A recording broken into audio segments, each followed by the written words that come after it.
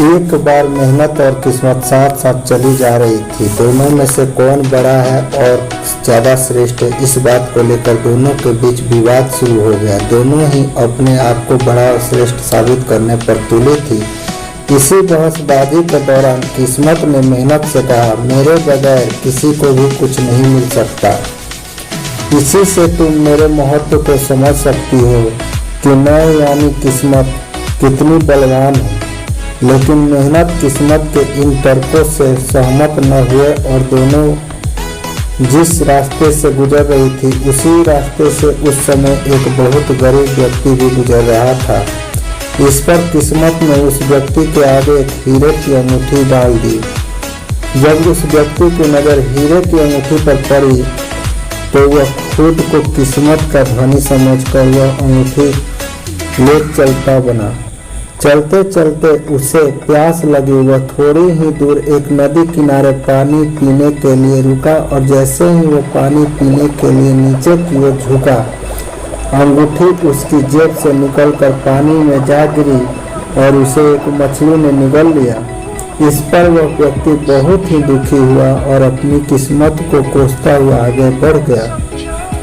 वह अभी किस्मत ने उसके आगे अब की बार एक हीरे का हार डाल दिया। हीरे का हार रास्ते में पड़ा मिलने पर एक बार फिर वह अपनी किस्मत पर खुश हुआ और खुशी के इसी आलम में आगे बढ़ चला। थोड़ी ही दूर जाने पर अचानक एक कौवा उड़ता हुआ आया और हार पर झपट कर वह हार लेकर चंपत हो गया। बेचारा फिर अपनी किस्मत को कोसते हुए आगे की ओर चल पड़ा। इस बार भी वह थोड़ी ही दूर गया था कि उसे मार्ग में एक बड़ा सा पारस पत्थर पड़ा दिखाई दिया। इस बार वह यह सोचकर बड़ा खुश हुआ कि अब तो वह इसे बेचकर बहुत बड़ा आदमी बन जाएगा। फिर उसे कभी जीवन में मेहनत मजदूरी करने की जरूरत नहीं पड़ेगी। पारस पत्थर लिए वह अपने घर पहुंचा। उसने देखा उसकी पत्नी पड़ोस में ही गई हुई है। पारस पत्थर रख वह खुशी खुशी पत्नी को बुलाने चला गया, लेकिन इसी दौरान एक अन्य पड़ोसन किसी काम से उसके घर आई और पारस पत्थर पर नजर पड़ते ही चुपचाप उसे उठाकर चलती बनी। उधर जब वह आदमी अपनी पत्नी के साथ घर लौटा तो पारस पत्थर को गायब पाया।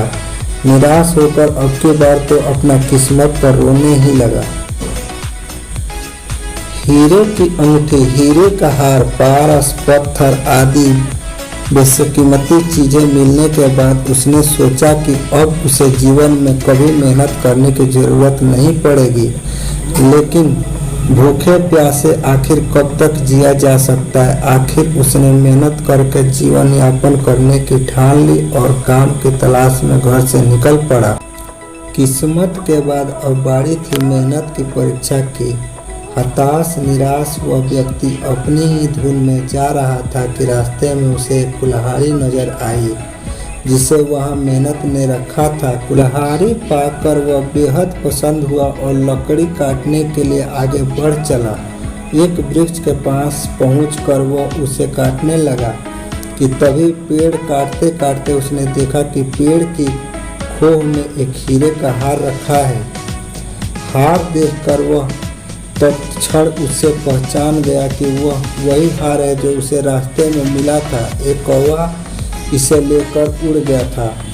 लकड़ियों का ढेर तथा हार लेकर वह घर पहुंचा। हार देखकर उसकी पत्नी भी बहुत खुश हुई। दोनों मिलकर अब मेहनत कर खुशी खुशी जीवन यापन करने लगे। इस बीच उस व्यक्ति के दिमाग में एक दिन अचानक यह बात आई, क्यों न मछलियाँ पकड़कर मछली बेचने का ही काम किया जाए।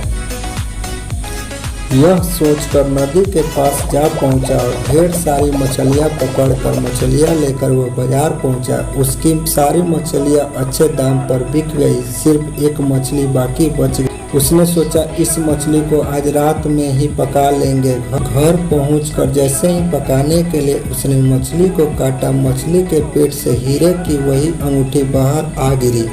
जो उसने पानी पीते वक्त नदी में गिर गई। हीरे की अंगूठी पाकर मिलने पर पति पत्नी की खुशी का कोई ठिकाना न रहा। इसी खुशी के आलम में ही दोनों जोर जोर से चिल्लाने लगे, मिल गया। इस पर उनकी पड़ोसन जिसने उनके घर से पारस पत्थर चुराया था, उसे लगा शायद उन लोगों ने मेरे घर में रखे पारस पत्थर को देख लिया है।